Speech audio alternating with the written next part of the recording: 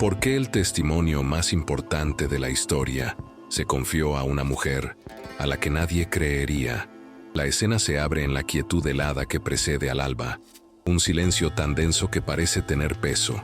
El aire, frío contra la piel, transporta el aroma de la tierra húmeda de un jardín y el perfume amargo y resinoso de la mirra y el aloe, especias compradas para un cuerpo que nunca serían usadas.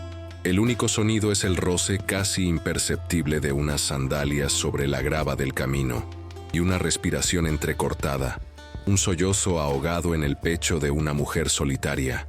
Es María de Magdala. La primera luz del día, un gris pálido y fantasmal, delinea su figura encorvada por el luto. Sus ojos, hinchados y enrojecidos tras 3 días de llanto incesante, se fijan en la cueva tallada en la roca, el sepulcro de su Señor, pero el dolor da paso al pánico. La piedra, un disco de roca maciza que había requerido la fuerza de varios hombres para ser sellada, yace a un lado, grotescamente desplazada. La entrada de la tumba no es una sombra, es un vacío, un abismo que grita con el silencio de lo que ha sido robado. Ella no ha venido buscando un milagro, ha venido a cumplir un último rito de amor por un cadáver, pero la ausencia que encuentra es más devastadora que cualquier presencia. Si la tumba está vacía, ¿quién es ella? ¿Y por qué la respuesta a esa pregunta reescribe el destino de la humanidad? Nos transportamos a la Judea del año 33 después de Cristo, una tierra que hierve bajo el sol y la opresión. Es un polvorín de fervor mesiánico y brutalidad romana, donde la esperanza es una mercancía tan peligrosa como la sedición. La crucifixión de Jesús de Nazaret no fue simplemente una ejecución, fue un espectáculo de poder, una declaración del imperio para aplastar cualquier sueño de un rey venidero. El Mesías ha muerto como un criminal, y con él, la fe de sus seguidores se ha hecho añicos contra la dura realidad de la cruz.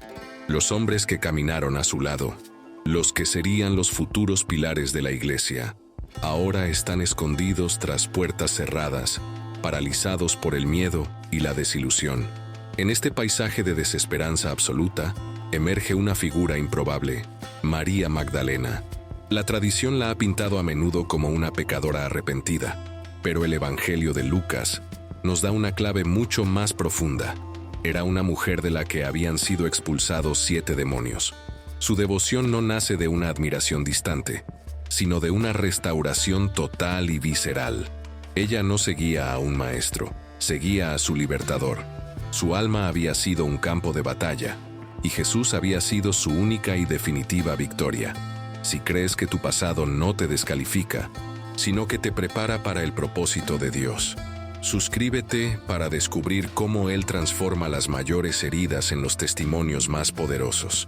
La lealtad de María no es una opción, es la única respuesta lógica a su liberación. El primer dilema espiritual no se presenta como una pregunta teológica, sino como una acción, un movimiento que contrasta 2 tipos de fe. Al escuchar el informe desesperado de María sobre la tumba abierta, 2 de los discípulos más cercanos a Jesús, Pedro y Juan, reaccionan.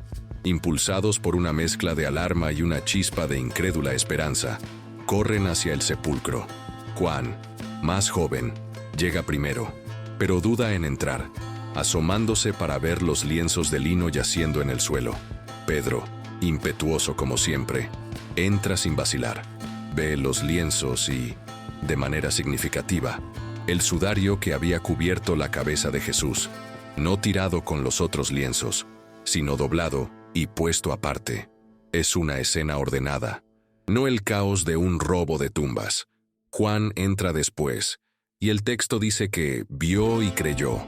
Pero, ¿qué creyó? Creyó que el cuerpo no estaba, que algo inexplicable había sucedido. Sin embargo, su fe intelectual no se traduce en permanencia. Confundidos, perplejos y sin un marco para procesar lo imposible, ambos hombres regresan a su escondite.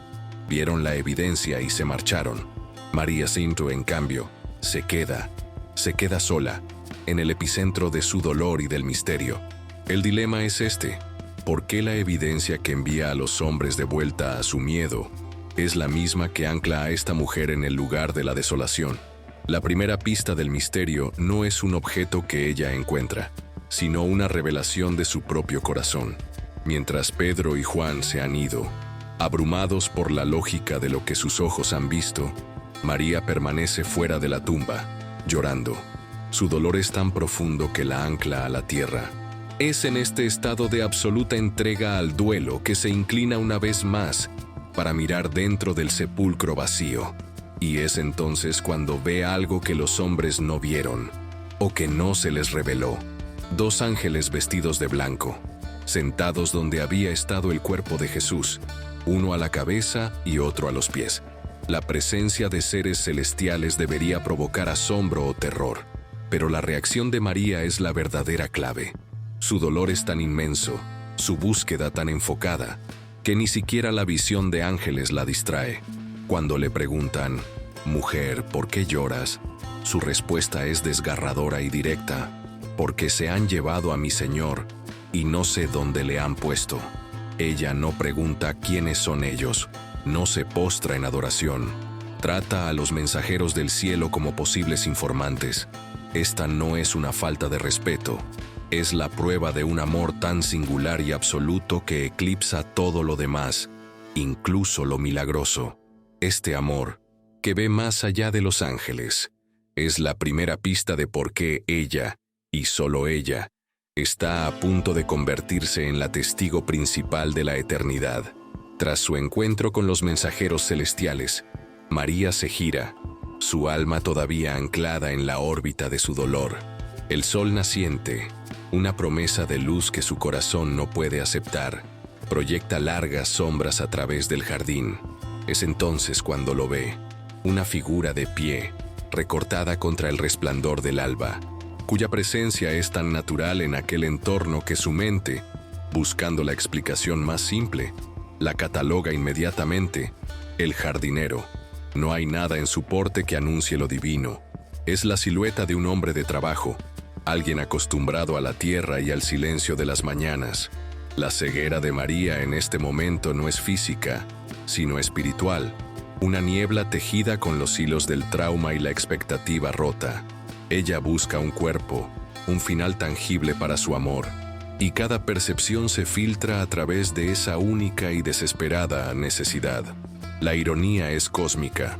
El creador del jardín del Edén está de pie en este nuevo jardín de la creación, y es confundido con un simple cuidador.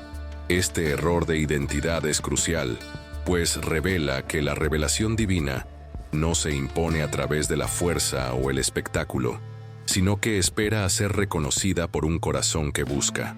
La pregunta que flota en el aire no es si él ha vuelto, sino si ella será capaz de verlo. La figura da un paso adelante, y su voz rompe el silencio, no con un trueno celestial, sino con la gentileza de una pregunta humana. «Mujer, ¿por qué lloras? ¿A quién buscas?». Las preguntas son un bisturí divino, diseñadas para cortar a través de las capas de su dolor y llegar al núcleo de su anhelo. Pero María, todavía prisionera de su perspectiva terrenal, las interpreta como una simple indagación. Su respuesta es un torrente de angustia y devoción, una súplica que revela la profundidad de su amor y la inocencia de su fe. «Señor, si tú te lo has llevado, dime dónde lo has puesto, y yo me lo llevaré». Analicemos esta frase. Ella, una mujer sola, se ofrece a transportar el cuerpo de un hombre adulto. Es una promesa logísticamente imposible, una declaración que desafía la razón, pero que es perfectamente lógica en el lenguaje del amor sacrificial. En una cultura donde una mujer no debía dirigirse a un extraño, y mucho menos en un lugar tan aislado, su audacia es un testamento de que su lealtad a Jesús trasciende todas las convenciones sociales y todos los miedos. Ella no está buscando al Mesías resucitado, está buscando a su Señor, y está dispuesta a enfrentar cualquier obstáculo para rendirle el último honor. El universo entero parece contener la respiración, todo el drama de la redención, el cumplimiento de milenios de profecías, se destila en este instante. en la interacción entre un Salvador glorificado y una seguidora desconsolada. Y entonces, él pronuncia una sola palabra. No es una explicación teológica, ni una demostración de poder. Es su nombre, María. En esa única palabra resuena la autoridad que silenció a las tormentas y la ternura que acogió a los niños. Es la misma voz que una vez expulsó a los 7 demonios de su alma, la voz que la conoció en su quebranto y la llamó a la integridad. El sonido de su nombre, pronunciado por él, es un acto de recreación. En un instante, la niebla del dolor se disipa, el jardinero se desvanece, y en su lugar está la realidad misma. El mundo, que había sido una paleta de grises desaturados por el luto, explota en un color vibrante. El zumbido sordo de su pena es reemplazado por la sinfonía de la creación reconociendo a su Rey. La resurrección, para María, no comienza como una doctrina que debe ser aceptada, sino como un reconocimiento personal que lo cambia todo. Él la ve, la conoce, la llama, y en ese llamado, ella vuelve a nacer. Su reacción es instantánea, un reflejo del alma. Se vuelve por completo y exclama en su arameo nativo, el lenguaje de su corazón, Raboni, que significa mi maestro. Es más que un título, es una declaración de pertenencia, un ancla arrojada en la certeza de su presencia. Su instinto es cerrar la distancia, tocarlo, aferrarse a la realidad que creía perdida para siempre. Pero Jesús la detiene con una frase enigmática y profunda: no me toques, porque aún no he subido a mi Padre. Esto no es un rechazo, sino una redefinición. Es una instrucción teológica crucial. El tipo de relación que tenían antes, la de un maestro terrenal con sus discípulos, ha terminado. Su cuerpo resucitado no es simplemente una reanimación del anterior, es el prototipo de una nueva humanidad, un cuerpo glorificado destinado a la ascensión. Tocarlo ahora sería aferrarse al pasado, intentar confinarlo a la dimensión física que está a punto de trascender. Le está enseñando, y a nosotros a través de ella, que la nueva comunión con Él no se basará en la proximidad física, sino en la unión espiritual a través de la fe. Una vez que haya completado su obra ascendiendo al Padre, es el umbral de una nueva era en la relación entre Dios y la humanidad. Es en este umbral donde Jesús le entrega su comisión, transformando a la doliente en la primera misionera. Ve a mis hermanos, le ordena, y diles: subo a mi Padre y a vuestro Padre, a mi Dios y a vuestro Dios. Cada palabra de esta comisión es una bomba teológica. Primero, al llamarlos mis hermanos, Jesús extiende un perdón y una restauración inmediatos a los discípulos que lo habían abandonado. Su fracaso no los ha descalificado de la familia. Es un mensaje de gracia pura. Segundo, la declaración, mi Padre y vuestro Padre, es una de las afirmaciones más radicales del Nuevo Testamento. A través de su muerte y resurrección, Jesús ha abierto un nuevo camino. La relación única que Él tiene con el Padre ahora se convierte, por adopción, en la herencia de todos los que creen en Él. Ya no es el Dios distante del Sinaí, sino un Padre íntimo y personal. Y la portadora de esta noticia que redefine el cosmos, la embajadora de este nuevo pacto, no es Pedro, ni Juan, ni ninguno de los hombres que se preparaban para liderar. Es María Magdalena, una mujer con un pasado. La elección es deliberada, un acto soberano que pone de cabeza la jerarquía social y religiosa del mundo. Este acto de elección divina no es un accidente histórico, es una declaración de principios del reino de Dios. En un mundo donde el testimonio de una mujer era legalmente inválido, donde su voz era silenciada en la esfera pública y religiosa, Dios la elige para llevar el testimonio más importante de la historia. Él confía la noticia fundacional de la nueva creación a la voz que la cultura consideraba menos fiable. ¿Por qué? Porque el reino de los cielos opera con una lógica inversa a la del mundo. No busca poder, estatus o credenciales humanas. Busca un corazón rendido, una fe probada en el fuego del sufrimiento y una lealtad que persiste cuando toda esperanza parece perdida. María no fue elegida a pesar de su pasado o de su género, sino quizás precisamente por ello.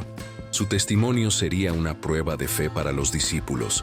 Creerían en la palabra de Dios a través de un vaso inesperado, o se aferrarían a sus prejuicios culturales.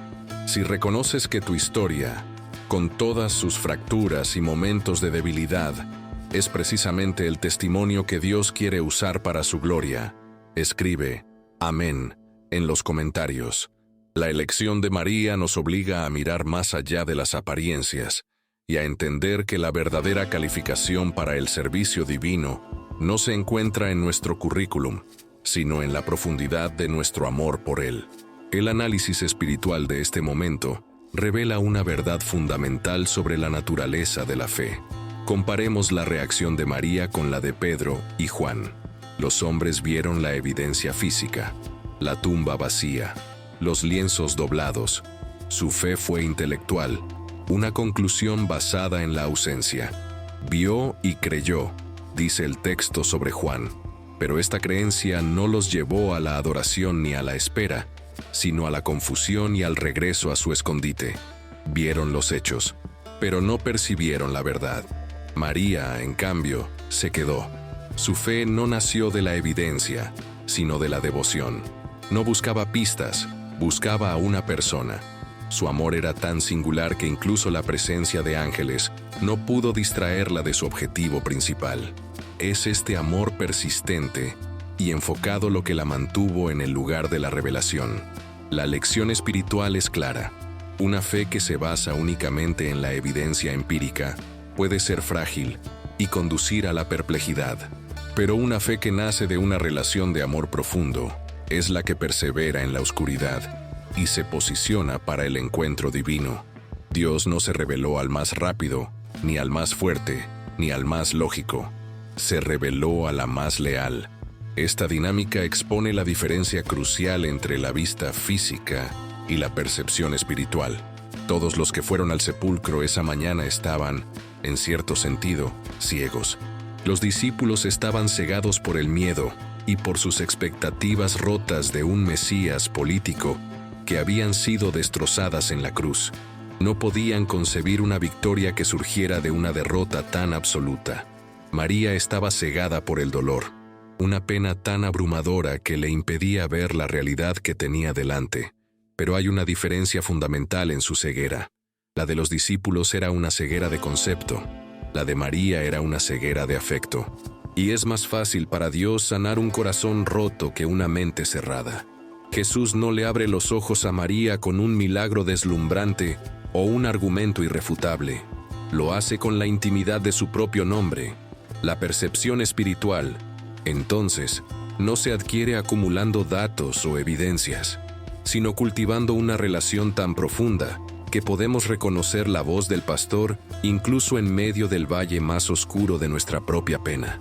Es un llamado a buscar no solo las obras de Dios, sino el rostro de Dios.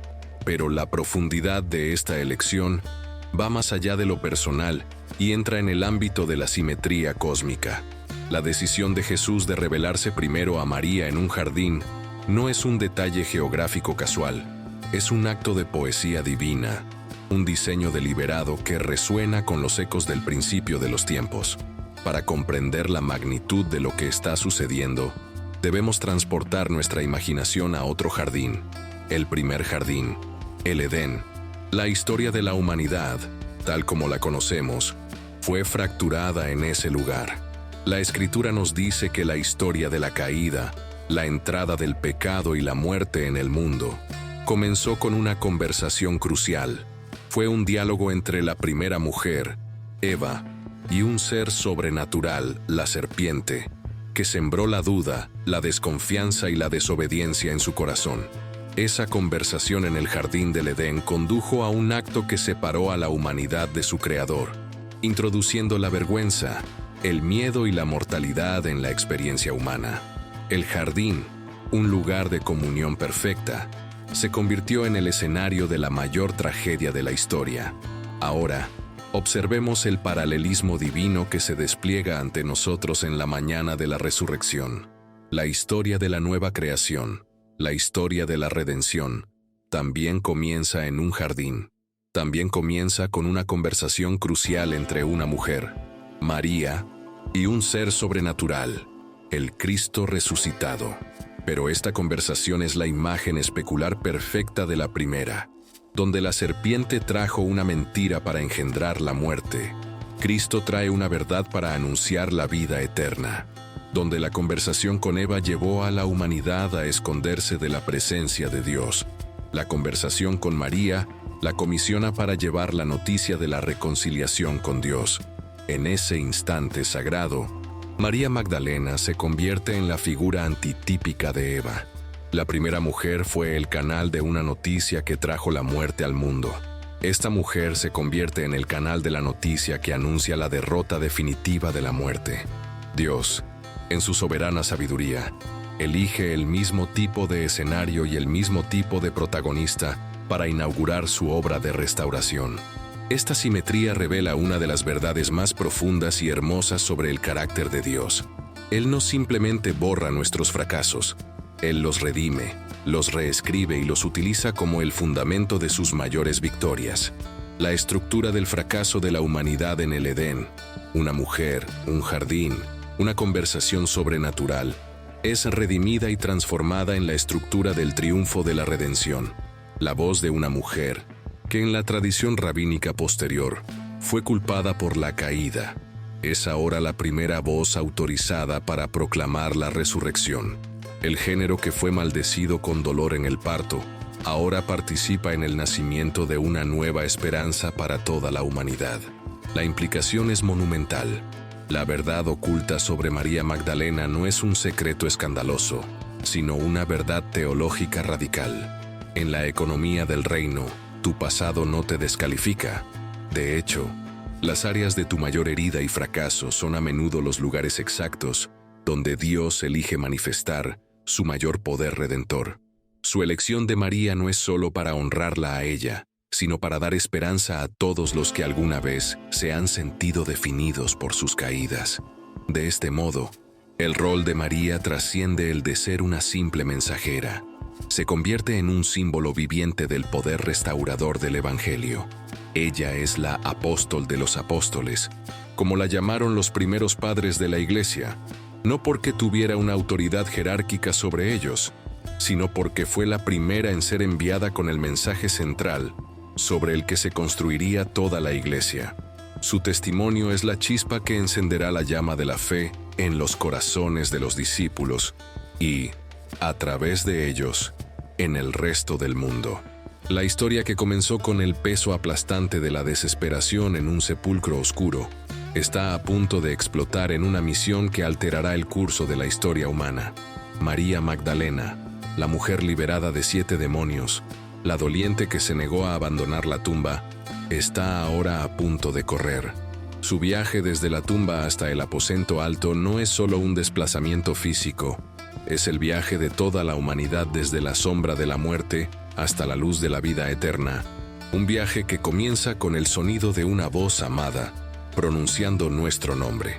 El mandato de Jesús, ve a mis hermanos, no es simplemente una instrucción, es una detonación espiritual que resuena en el alma de María. Aún vibra con el eco de su propio nombre pronunciado por la voz que es el Verbo de Dios. El jardín, antes un escenario de luto, se ha transformado en el umbral de una nueva creación. Para comprender la magnitud de lo que está a punto de suceder, debemos sentir el peso de la historia que converge en esta única mujer.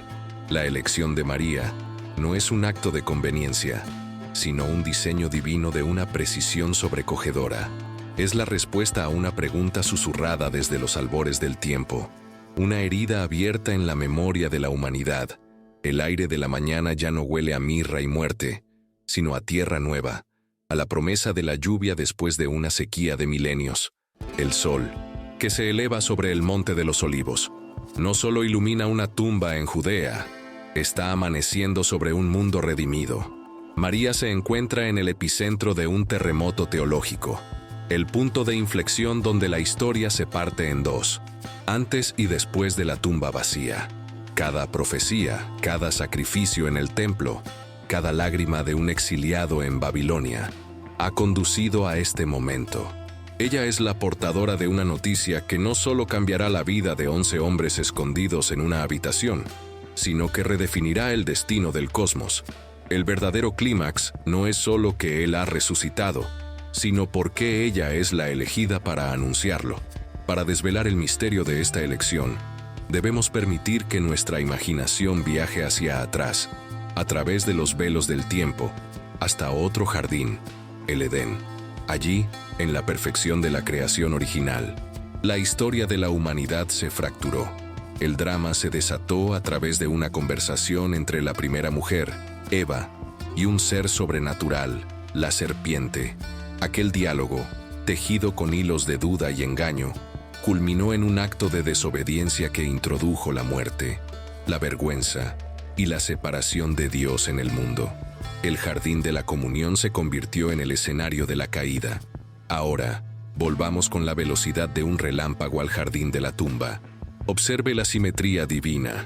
La historia de la nueva creación también comienza en un jardín. También se desata a través de una conversación entre una mujer, María, y un ser sobrenatural, el Cristo resucitado. Pero esta conversación es la imagen especular perfecta de la primera, donde la serpiente susurró una mentira para traer la muerte. Cristo proclama una verdad que otorga la vida eterna, donde la conversación con Eva llevó a la humanidad a esconderse de Dios. La conversación con María la comisiona para llevar al mundo de vuelta a Dios. Si esta verdad te hizo estremecer porque reconoces que Dios puede redimir tu propio jardín de fracaso y transformarlo en un escenario de victoria, comparte este video para que más almas descubran la gloria que les espera. Esta es la confesión definitiva. María Magdalena, en ese instante, se convierte en la Eva del nuevo pacto. La reacción a esta revelación no puede ser la quietud, debe ser el movimiento. La transformación de María es total y cataclísmica. El peso insoportable del duelo que la había anclado al suelo se evapora, reemplazado por una ligereza sobrenatural, por el fuego de una misión divina. No es solo la alegría del reencuentro, es la urgencia de la proclamación. Su cuerpo, antes encorvado por la pena, ahora se yergue con un propósito que trasciende su propia existencia. Y entonces, corre. El movimiento de María desde la tumba hasta el aposento alto es uno de los viajes más significativos de toda la Escritura. No es un mero desplazamiento físico, sino un poderoso símbolo del viaje del alma humana. Es la transición de la oscuridad a la luz, del silencio de la muerte al sonido del Evangelio, de la desesperación más profunda a la esperanza más radiante. Cada paso que da sobre la tierra de Jerusalén es un pisotón sobre la cabeza de la serpiente. Ella, la mujer de cuyo pasado el mundo podría haberse burlado, se convierte en la primera evangelista, la apóstol de los apóstoles. Su testimonio personal, he visto al Señor, se convierte en el credo fundacional de la Iglesia. El significado para ella es la validación de su amor inquebrantable. El significado para nosotros es la prueba de que Dios no busca a los calificados, sino que califica a los llamados, a menudo eligiendo a aquellos que el mundo ha descartado para llevar sus mensajes más preciosos. Esta elección divina revela la naturaleza más íntima del carácter de Dios. No es un Dios que simplemente borra los errores o pasa página. Es un Dios de redención poética, un artista que toma los fragmentos rotos de nuestros mayores fracasos y los utiliza para construir sus obras maestras más gloriosas. La estructura misma de la caída, una mujer, un jardín, una conversación sobrenatural que conduce a la muerte, es deliberadamente recuperada y transformada en la estructura del triunfo de la redención. Esta simetría no es una coincidencia, es la firma del Creador. Al elegir a una mujer para revertir el legado de la conversación de Eva, Dios no solo restaura a la humanidad, sino que también honra y eleva a la mujer a una posición de dignidad y propósito crucial en su plan. La voz que la cultura de la época habría silenciado y desestimado en un tribunal, es la primera voz que Dios autoriza para testificar del evento central de la historia. Es una declaración radical que resuena a través de los siglos. En el reino de los cielos, las jerarquías de poder, estatus y género del mundo son invertidas. La verdadera calificación no reside en la fuerza, la influencia o un pasado sin mancha, sino en la capacidad de amar hasta el final y de permanecer junto a la cruz y junto a la tumba, cuando todos los demás han huido. El clímax de la revelación divina ahora debe enfrentarse a la realidad de la duda humana. María llega sin aliento, a la puerta cerrada tras la cual se esconden los discípulos. Su rostro no es el de una doliente, sino el de alguien que ha visto el sol nacer desde el otro lado de la muerte. Golpea la puerta, su voz vibrando con una alegría que para ellos debe sonar a locura. Cuando finalmente le abren, su mensaje explota en la habitación cargada de miedo. He visto al Señor. Les transmite las palabras exactas que Él le confió. La noticia de la ascensión a mi Padre y vuestro Padre. Es la noticia más grande jamás contada. La confirmación de todo lo que Jesús les había enseñado. Pero en lugar de una explosión de fe, su testimonio choca contra un muro de incredulidad y escepticismo. El Evangelio de Marcos nos dice sin rodeos que no la creyeron. Para ellos, atrapados en su lógica de derrota, su historia es probablemente el delirio de una mujer afligida. Este momento de rechazo es tan crucial como la comisión misma. Sirve como el telón de fondo oscuro sobre el cual la luz de la fe de María brilla aún más intensamente y subraya la audacia de la elección de Dios. La verdad ha sido entregada. Pero, ¿qué sucede cuando los corazones a los que se destina no están listos para recibirla? La incredulidad de los discípulos no anula la verdad, la magnifica. El testimonio de María, aunque rechazado inicialmente, se convierte en la semilla de mostaza de la fe cristiana. No germina en la tierra fértil de la aceptación inmediata, sino en la roca dura de la duda humana, demostrando que su poder no reside en la elocuencia de la mensajera ni en la receptividad de la audiencia, sino en la realidad intrínseca del evento que anuncia. La síntesis de toda esta revelación es, por tanto, una obra de redención poética. Dios no simplemente arregla lo que se rompió, reescribe la historia utilizando la misma pluma, la misma tinta y el mismo tipo de página. La caída de la humanidad comenzó en un jardín, a través de la voz de una mujer en diálogo con lo sobrenatural. La restauración de la humanidad comienza de la misma manera, en un jardín, a través de la voz de una mujer en diálogo con lo sobrenatural. María Magdalena no es un personaje secundario en el drama de la Pascua. Es la pieza central de una simetría divina que abarca toda la historia de la salvación. Es la Eva redimida, la portadora de una noticia que no solo deshace la maldición de la muerte, sino que invierte la narrativa de la vergüenza y el fracaso que había pesado sobre la humanidad desde sus orígenes. Las implicaciones de esta verdad se extienden desde aquel jardín de Jerusalén hasta el jardín de tu propia vida. La historia de María Magdalena no es un mero relato histórico, es un manifiesto divino sobre a quién elige Dios para sus misiones más sagradas. Nos enseña que el reino de los cielos no opera con la lógica del mundo. No busca credenciales, ni un pasado impecable, ni estatus social. Busca un corazón que, habiendo sido liberado, ama con una lealtad inquebrantable. Los 7 demonios de María no fueron su descalificación, sino su preparación. Su profundo quebranto fue el terreno en el que pudo florecer una devoción incomparable. Y así es contigo. Esas áreas de tu vida que consideras tus mayores fracasos, tus heridas más profundas, tus 7 demonios personales, no son obstáculos para el plan de Dios. Son, a menudo, el epicentro exacto desde donde Él planea lanzar tu testimonio más poderoso. A todos los que se han sentido marginados, silenciados o definidos por su pasado, la elección de María grita a través de los siglos: eres precisamente a quien Dios está buscando. Tu restauración no es el final de tu historia, es el comienzo de tu comisión. El legado de María Magdalena queda sellado en una imagen final, un símbolo en movimiento que se convierte en el latido del corazón de la iglesia naciente. Ya no es la mujer que caminaba lentamente hacia una tumba con el peso del luto. Ahora corre. Este no es el trote alarmado de Pedro y Juan. Es la carrera de un heraldo, impulsada por el fuego de una noticia que no puede ser contenida. Cada zancada es una declaración de victoria sobre la muerte. Cada respiración es un soplo del Espíritu que pronto dará vida al cuerpo de Cristo. Su viaje desde la tumba vacía hasta el aposento alto es el primer acto misionero de la nueva era.